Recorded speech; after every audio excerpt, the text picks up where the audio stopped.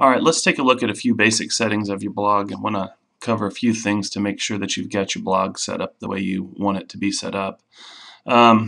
First thing is permissions. This is an area where, just like in any Google document, you can add different people who have the ability to provide content or whatever.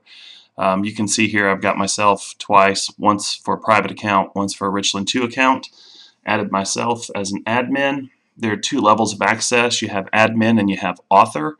Authors can add content, and that's it. They cannot delete anything. They cannot edit your blog. They cannot change the way it's laid out, anything like that. All they can do is post to your blog. Admin can do anything. All right, ask more, invite more people to be authors or change the layout or whatever. And you just hit the plus authors to add people, put their email address in there. All right. Posts and comments. This is kind of important, sort of, not so much for the web, but for people who are looking at your device on a mobile phone. All right, right now it says it's going to load 7 posts on a page. So here's our page. Actually only have 7 posts in it. So anyone who's looking at this page from a computer is going to come, they're going to be able to scroll through and see all of the posts on the page. All right. Let's change that to 5. All right, now why might we want to do that?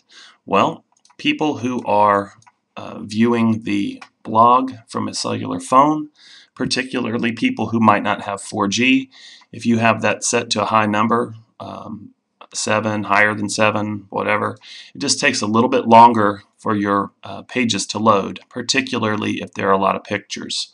I don't know what the magic number is. I just set mine on 5. That way it's not too frustrating for people who are viewing it online. What happens is they come down to the bottom of the page, they have to click older posts, and they can kind of scroll through page by page. But for people who are viewing it on their cell phones, it doesn't take forever to load. All right, comments. Now if you have comments, excuse me, if you have comments turned on in your blog post, this right here is in your post area. This right here is asking you who can add them. All right. Personally, I hide them, and I say only members of this blog, which is me, can put comments on my blog, because I don't want to have to go out there and monitor what people are doing.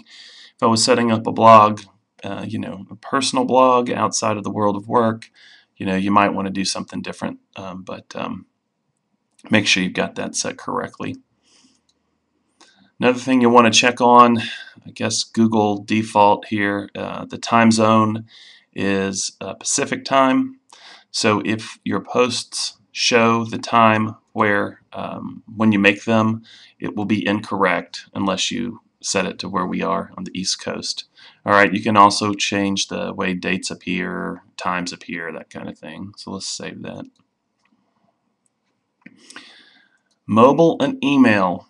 All right, do you want to be able to post to your blog from your cell phone? Maybe you do. You can add a mobile device right here. You send a verification code to a mobile device, and what that allows you to do from your cell phone is you can simply text something and it will be posted on your blog. All right, we're not going to add that. But speaking of mobile, let's come over here to layout. Template. These 2 thumbnails show you what your blog looks like on the internet and what your blog looks like on people's mobile devices. Now right now they look the same, and you can leave them that way, or you might want to change it. My personal recommendation, and you can play with this and see what you think, dynamic view loads pretty quickly and looks pretty good on your average cell phone. So you can click to make your blog in dynamic view on cell phones only. If you click preview, it should pop open, and it will show you what your blog looks like when people are viewing it on their mobile device. So I'm going to go ahead and save that right now. All right, so you don't have to have your blog look the same on cellular devices or mobile devices as they do on the internet. There's several other things we probably need to go over in settings, but for now we're about to run out of time on this video, so we will come back to more in settings in a later video.